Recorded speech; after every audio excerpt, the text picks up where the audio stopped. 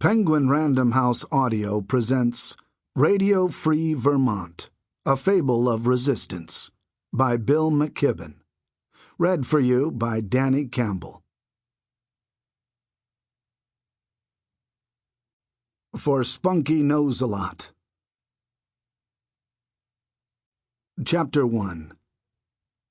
The morning crowd at the Bennington Starbucks moved through the time-honored rituals with rote familiarity, ordering their caffeine and caramel in pidgin Italian, waiting like schoolkids for their names to be called, and then either exiting into the faintly cool January air or sinking childlike into an oversized, overplushed armchair for a hit of the web. The stereo played over and over the same 9 songs by aged, actually, guitar hero Peter Frampton, now appropriately acoustic. Then, right in the middle of some melancholy chord, a voice crackled over the sound system, a voice that some people in the coffee shop immediately recognized. "Greetings, Green Mountain Starbuckers," said Vern Barclay in his deep radio baritone, with just a hint of his Franklin County upbringing. "This is a special message going out just to those of you in the 19 Vermont shops. The other 34,513 Starbucks scattered across the planet Earth and aboard our lazily orbiting space station will continue to listen to Mr. Frampton mark the launch of his new album on Starbucks label. I know that all of us join in thanking the coffee giant for taking the musical icons of our various youths and encouraging them to noodle acoustically in the background. And it is a great pleasure to know that no matter which shop you visit, the soundtrack will be the same. It's almost as reassuring as the muffled ba-dump of the womb. But today, your friends here at Radio Free Vermont, underground, underpowered, and underfoot, wanted to take this opportunity to patch into the streaming Starbucks signal and remind you that we still have coffee shops in this state actually owned by Vermonters.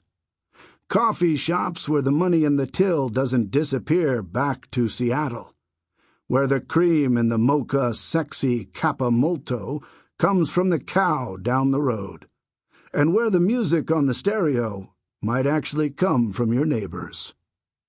You can find a list at radiofreevermont.org, if the authorities haven't managed to shut it down today.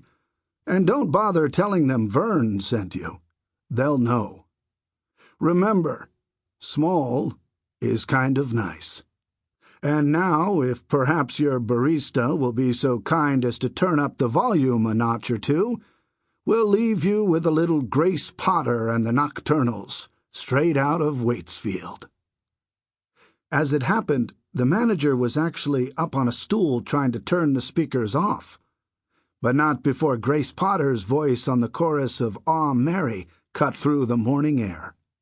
Ah, Mary, she'll bake you cookies, then she'll burn your town. Ah, Mary, ashes, ashes, but she won't fall down. Meanwhile, about 60 miles north, a beer truck lumbered slowly off the Crown Point Bridge and began the drive up Route 22 toward Burlington. It hadn't gone a mile before the driver came to an orange detour sign in the middle of the road and turned left on a dirt farm road.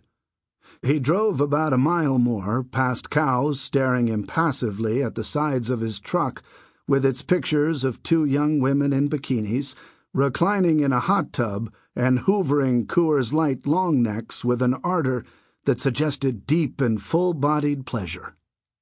Around a bend in the road, the truck driver found another detour sign and followed it for 2 miles, till yet another sign guided him down a dirt road next to a creek lined with willows, a creek still flowing in the mild January chill. After about a mile of that, with the road turning into rut, he came upon a lady in a balaclava holding a stop sign. The driver braked, and as he did, 2 young men, also in balaclavas, appeared, one on either side of the truck. Each had a tire pressure gauge, and within seconds air was hissing out of the front tires, and the truck slumped slightly forward. "Apologies," said the lady in the balaclava. "This will take a little while, I'm afraid. If you wanted to walk to the nearest house and call the police, that's fine, but it's about 4 miles. Or you could wait a little while, and then we'll fill your tires again.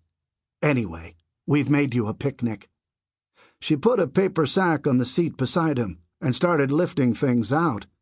BLT with bacon from Vermont Smoke and Cure, a whole pint of Stratford Creamery maple walnut ice cream. And here's something special. A bottle of the new Long Trail Coffee Stout in Bridgewater Corners. The coffee doesn't come from Vermont, but it is roasted here. You can only have one, because we're serious about DUI in this state. But I think you'll find it filling. And we've got a gift pack of beers from 51 of Vermont's brewers to send home with you. Did you know we had more breweries per capita than any place on Earth?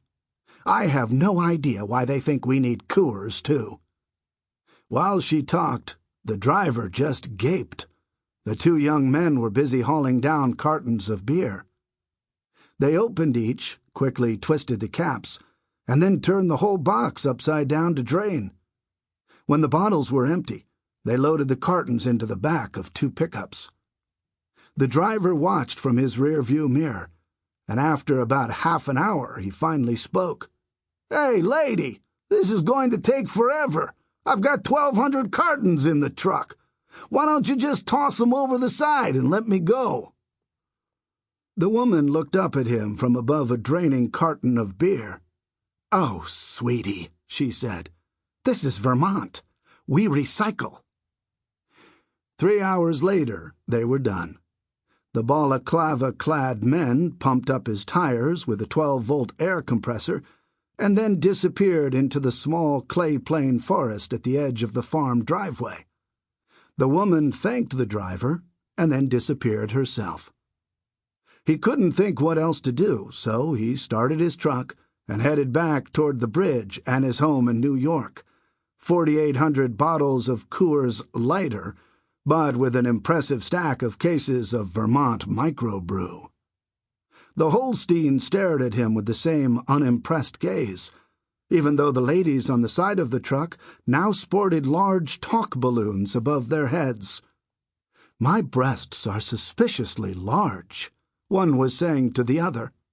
"As are mine, and this beer tastes quite watery," replied her tub mate.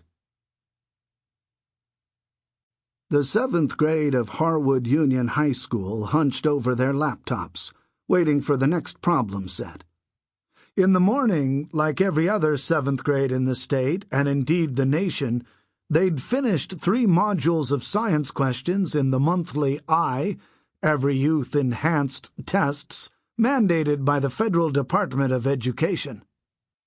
Now they were waiting for the beep that would signal the start of the American History section. A distance learning specialist, highly trained both to reboot connections and block students from accessing anything interesting on the Internet, watched from his desk in the front of the room. The digital tone rang, and the screens all set to the first question.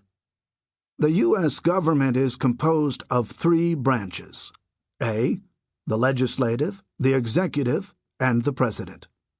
B, the executive, the judicial, and the Supreme Court. C, the legislative, the Congress, and the Bill of Rights. D, the legislative, the judicial, and the executive. Before even the swiftest could toggle the answer, though, the screens went blank, and then were instantly replaced with a new set of questions, blinking in the same font. Greetings, young Vermonters.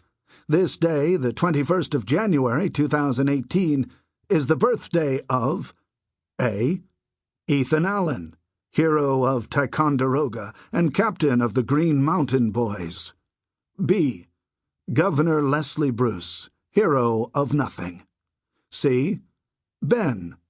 D, Jerry. When Ethan Allen captured the cat... Sample complete. Ready to continue?